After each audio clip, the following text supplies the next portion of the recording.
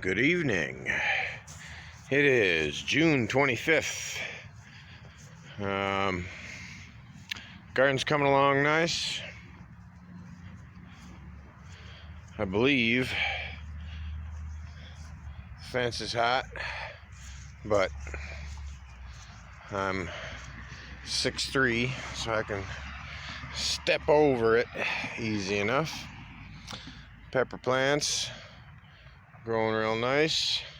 Our slicer tomatoes are growing real nice. This guy, that's a cherry tomato. It's not growing worth a damn. It's got tomatoes on it, but I expected it to be that size or larger by now. It hasn't gotten any bigger since the day I took it out of the pot and stuck it in the ground, so it has dwarfed itself for some reason or another. I don't know if there's a nutrient deficiency or if there was just a problem with the plant, but and you know, you can obviously tell the girl's got some weeding to do. Habaneros are doing good. Trinidad scorpions are doing good. This guy, pretty small yet, but the peppers are late bloomers here. Beans, these are the peas. The peas I am very excited about are doing damn good. This is the best looking pea plants we've had since we've gardened here. For some reason or another, I've had a lot of trouble getting healthy pea plants, but I'm excited because this year they look good. The beans are doing great. They're putting out their natural stalks that just climb up the pole. It's kind of just amazing how they just find it. But if they don't, set my beverage down. If they don't, it doesn't hurt to stick these through, and this is what's going to guide the rest of the plant. I just use a little bit of chicken wire here with 2 poles for a trellis system. Works sweet. Then I can just sit down cross-legged here, pick beans and shove half of them in my face and the other half in the bowl. I'm really excited about having peas this year. This will be the first year in this 6 or 7 years gardening here. Broccoli looks awesome. Look at that. We'll have heads in no time. The first 2 rows are broccoli, second 2 rows are cauliflower, and this row is Brussels sprouts, looking darn nice. Cabbage, red cabbage, green cabbage, looking beautiful. Get that out of the way. The zucchini plants are looking nice. Looks a little different than it did a month ago, eh? And moving on, I'm also excited. My little baby pine trees are growing. I've been working on kind of trying to make a little privacy wall here. I'm going to, in the fall, I'm going to stick another row of them in between, and hopefully within the next 2-3 years that'll start to fill in and block a little bit of the city out. You know, if I'm looking that way, it don't feel like I'm in the city. If I'm back by my fire pit and after dinner time when the traffic slows down, it don't feel like city. I got everything I need here. I hunt in the back. I harvest 2-3 does off this property every single year.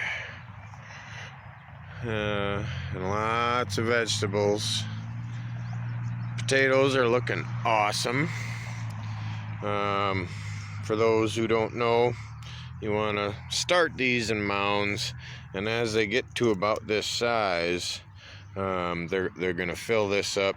So I'm going to come back with more compost, some of the topping layer out of the chicken coop, and I'll mix a little bit of mulch in there, some of the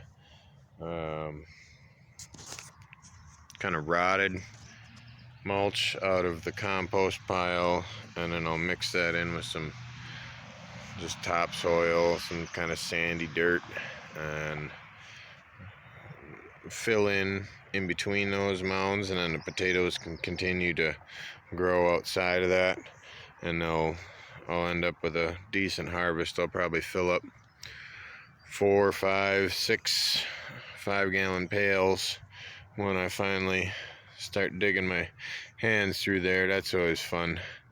The Roma tomatoes, we got 6 of them, are ready for cages. So we'll go through here and clip off the bottom 4 or so branches, otherwise known as the suckers, the bottom couple of branches that just waste energy, and that'll focus all the energy upwards, and then I'll wiggle my cages over that. I might this year, because we've had problems in recent years with the round cages. We actually did get the heavier duty wire cages last year, and even those got a little overweighed and started to tip. So I might install, screw a 2x4 here and a 2x4 here, there and there, and then run steel wire across, pull it nice and tight, a couple rows of that for a trellis to help hold the tomatoes up. Cucumbers, this is our slicer, and those 2 are pickles, doing good. See, the girls got this one weeded for me today. Good job, girls. And last, well, not exactly last, but of the main gardens of the big producers, this is last. We've got squash. That's butternut squash. Butternut squash. The watermelon is not doing very impressive, and the jack-o'-lantern is taking its sweet time, but I expect them to explode and spread out. By the end of the season, they'll fill this whole chunk of carpet up, and there'll be squash and pumpkin everywhere. We usually don't get a lot of watermelon. We're lucky to get 2 watermelon that we can cut open and feed to the kids. There's the dill. It's looking sweet. And we'll venture over here.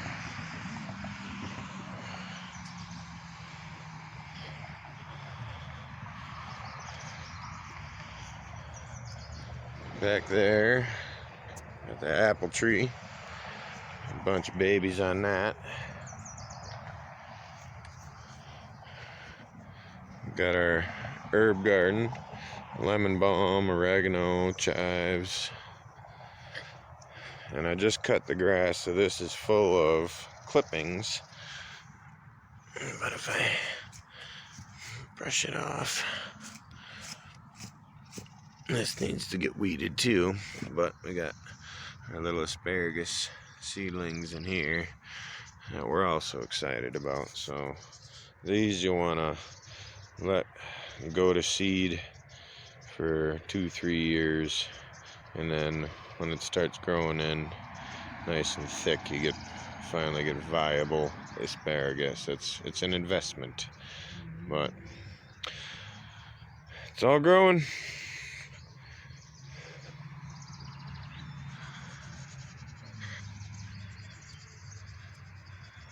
It was a beautiful day today. Wind's not moving, but hell,